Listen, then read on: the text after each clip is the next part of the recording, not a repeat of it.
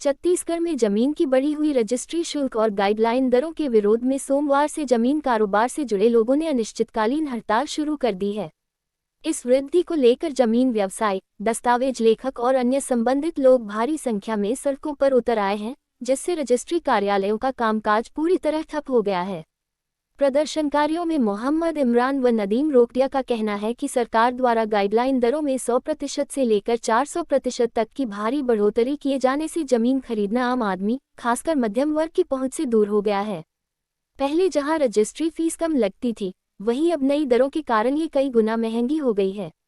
विरोध कर रहे लोगों ने तर्क दिया कि बढ़ी हुई दरें न केवल जमीन कारोबार को प्रभावित करेगी, बल्कि यह आम जनता पर एक अनावश्यक वित्तीय बोझ भी डाल रही हैं। रियल एस्टेट और जमीन कारोबार से जुड़े लोगों का मानना है कि इस भारी वृद्धि से जमीन की खरीदी बिक्री में भारी गिरावट आएगी, जिससे इस क्षेत्र से जुड़े लाखों लोगों की आजीविका पर संकट आ जाएगा। सर मोहम्मद इमरान, कहाँ से? यहीं धमतरी से सर। अभी ये कहाँ बैठे हुए हैं यहाँ गांधी मैदान में, क्या कारण है उसका? सर ये गांधी मैदान में जमीन व्यापारी और आम आदमी मिल के बैठे हुए हैं। यहाँ जो सरकार ने गाइडलाइन में वृद्धि की है, ये बहुत ही अनुचित है और लगभग जो है कहीं 5 गुना, कहीं 6 गुना, कहीं 2 गुना। इसमें सिर्फ जमीन वाली परेशान नहीं होंगे, इसमें जैसे आम आदमी सबसे ज़्यादा प्रभावित होगा। इसमें इसलिए प्रभावित होगा क्योंकि शहर में ऐसे ही जमीनों का लेवाल है नहीं, है ना।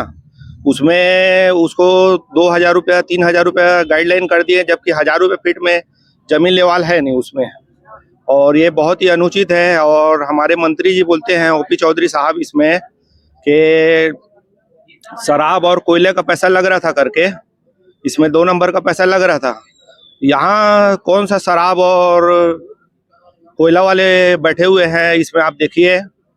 और ये बहुत ही गलत लाए हैं जो गाइडलाइन वृद्धि में, इसको जल्द से जल्द वापस लिया जाना चाहिए। कितनी समस्या हो रही होगी अभी जो बढ़े हुए हैं? सर बहुत समस्या है। जैसे 20 लाख रुपए का मकान लिया कोई आदमी, वो पहले हो जाता था उसका 11% रजिस्ट्री चार्ज आता है 2,20,000 रुपये में, और मकान तो 20 ही लाख का है, लेकिन सरकार की नज़र में वो आज 60 लाख रुपए का हो गया मकान। अब उसको 6 लाख रुपया वो लग रहा है, क्या बोलते हैं, स्टाम्प शुल्क। 6 लाख रुपए स्टाम्प शुल्क लगेगा, तो वो बेचारा कहाँ से, 20 लाख का तो मकान लिया है वो, और आज की तारीख में 6 लाख लगेगा उसको। उसके पास ना 1 नंबर का पैसा होगा, तो मध्यम वर्गीय आदमी इतना पैसा कहाँ से ला सकेगा। सबसे ज़्यादा परेशान अपने आम नागरिक को परेशानी है और बहुत ही अनुचित है ये। इसको जल्द से जल्द वापस लिया जाना चाहिए। मैं मोहम्मद नदीम रोकड़िया, धमतरी से। ये हम लोग काले कानून के खिलाफ बैठे हैं। ये जाति के जो जमीन की व्यापार 10,000 लोग जुड़े हुए हैं धमतरी से, उनका घर बार के लिए जो बैठे हैं। समस्या ये हो रहा है भैया, जितने का जमीन नहीं है उतने की गाइडलाइन हो जा रही है, तो गरीब आदमी कहाँ से जमीन लेगा, कहाँ से घर बनाएगा, कहाँ से अपने सपने को पूरा करेगा।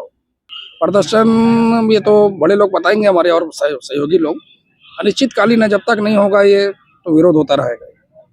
ये हड़ताल जमीन से जुड़े विभिन्न संगठनों के आह्वान पर शुरू हुई है। धमतरी, दुर्ग और बेमेतरा जैसे कई शहरों में विरोध प्रदर्शन देखने को मिल रहे हैं, जहां प्रदर्शनकारियों ने राज्य सरकार पर तानाशाही रवैया अपनाने का आरोप लगाया है। ये निर्णय पूरी तरह से अदूरदर्शी है। यह न केवल जमीन कारोबार को चौपट करेगा, बल्कि किसानों और मध्यम वर्गीय परिवारों को भी प्रभावित करेगा। सरकार को तत्काल बढ़ी हुई दरों को वापस लेना चाहिए। आपकी इस खबर पर राय क्या है, हमें कमेंट कर जरूर बताएं।